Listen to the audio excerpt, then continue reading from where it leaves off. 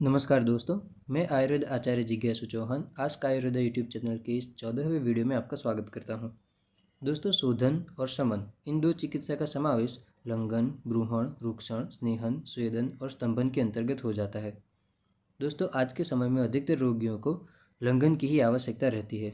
इसका एकमात्र कारण है उनके शरीर में जमा हुआ आम अथवा मल अथवा कचरा अथवा जमा हुए एक अथवा अधिक दोष।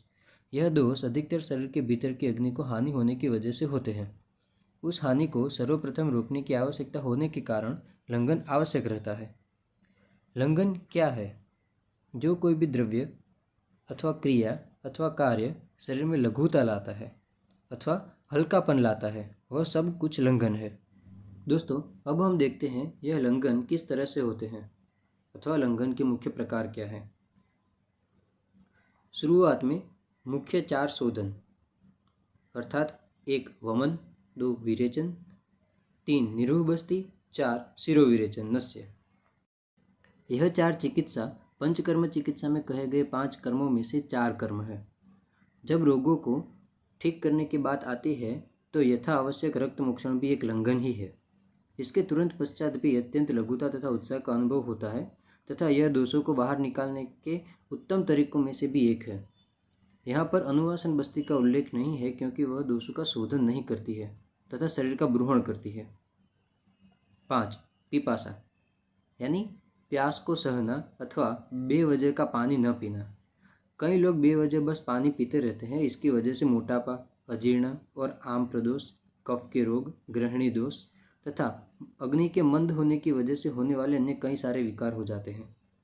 पानी पीने के विषय में विस्तृत चर्चा तृष्णा रोग के विषय में देखेंगे। 6 मारुत यानी कि कम अथवा अधिक पवन के सीधे संपर्क में आना। 7 आतप यानी कि धूप सेकना। 8 पाचन यानी दोषों का पाचन कराना। 9 उपवास। 10 व्यायाम यानी शरीर को थकान और पसीना आए ऐसी कसरत करना। अधिकतर लोग खाना खाने के तुरंत बाद टहलने निकलते हैं क्योंकि उन्हें खाना पचाना है। दोस्तों, यह ध्यान रखिए कि टहलना यानी कि चंक्रमण यह महादोष कारक है। इसे ना करें, खासकर खाना खाने के तुरंत पश्चात तो ना ही करें। शोधन योग्य रोगी यानी कि वमन, विरेचन, निरूबस्ती और शिरोविरेचन नस्य और रक्त मोक्षण, यह कौन से रोगियों में अधिकतर उपयुक्त रहता है? जो रोग श्लेष्म यानी कि कफ, पित्त, रक्त यानी कि दूषित रक्त और धातु रक्त दोनों का समावेश इसमें हो जाता है, और मल की अधिकता होने पर तथा उनका वायु से अधिक दूषित होने वाले रोग, बृहत शरीर और बृहत बलिन यानी जिनका शरीर बड़ा हो अथवा जो बलवान हो, ऐसे रोगियों में तथा ऐसे व्यक्तियों में शोधन योग्य रहता है। पाचन योग्य रोगी यानी कि ऊपर बताए गए तरीकों में से किन्हीं पाचन से ही चिकित्सा की जानी चाहिए। जिनका बल ना तो अधिक है ना ही अत्यंत कम है। रोग कफ और पित्त के कारण उत्पन्न हुए हो। वमी यानी कि जिन्हें उल्टी हो रही हो। अतिसार यानी जिन्हें दस्त लग गए हो। हृदय रोग, विसूचिका, अलसक यह 2 आम के कारण उत्पन्न होने वाले रोग विशेष हैं। ज्वर यानी कि बुखार, विबंध अधिकतर कब्ज से इसका अर्थ लिया जाता है, किंतु इसके अतिरिक्त भी अन्य विबंध हो सकते हैं। गौरव यानी भारीपन, उद्गार यानी बार बार बड़ी आवाज़ में लंबे समय की डकार आने की दिक्कत, यह कोष्ठ में संचित वायु तथा आम के कारण उत्पन्न हो सकता है। हल्लास, खाया हुआ खाना ऊपर की ओर चढ़ने जैसी अनुभूति होना। अरोचक,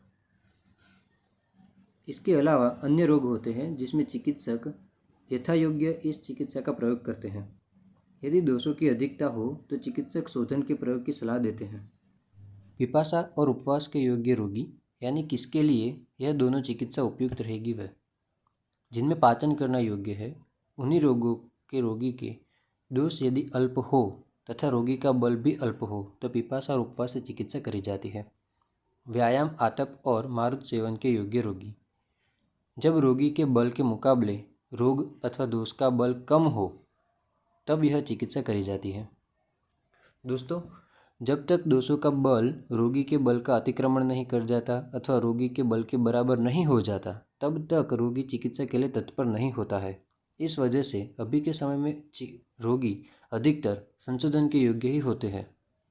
लंघन कब तक करना चाहिए? कैसे पता चलता है कि सही से हुआ है? यह भी एक प्रश्न होता है। लंघन के उचित रूप से हो जाने पर कुछ लक्षण उत्पन्न होते हैं। वे लक्षण उत्पन्न होने पर लंघन चिकित्सा पर विराम लगाना चाहिए अथवा तो उन पर नियंत्रण रखना चाहिए। वे लक्षण कुछ इस तरह से हैं।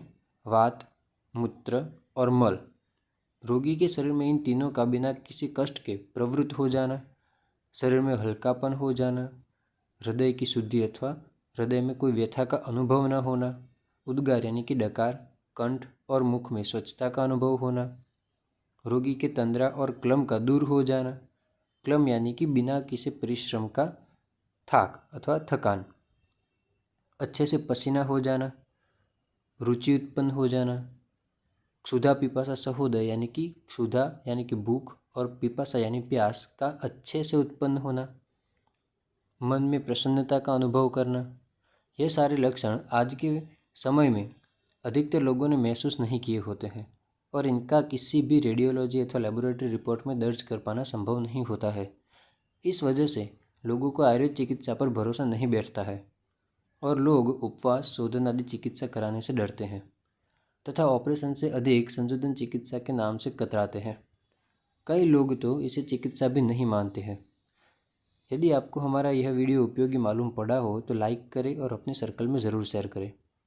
दोस्तों, सोशल मीडिया पर मिलने वाली आयुर्वेद की जानकारी से बचें। इनका उपयोग स्वयं से करने से पहले किसी चिकित्सक की सलाह अवश्य लें। यदि आपके कोई प्रश्न हो तो हमें कमेंट में अवश्य बताएं। उनका उत्तर आने वाले वीडियो में हम देने का प्रयास अवश्य करेंगे। धन्यवाद।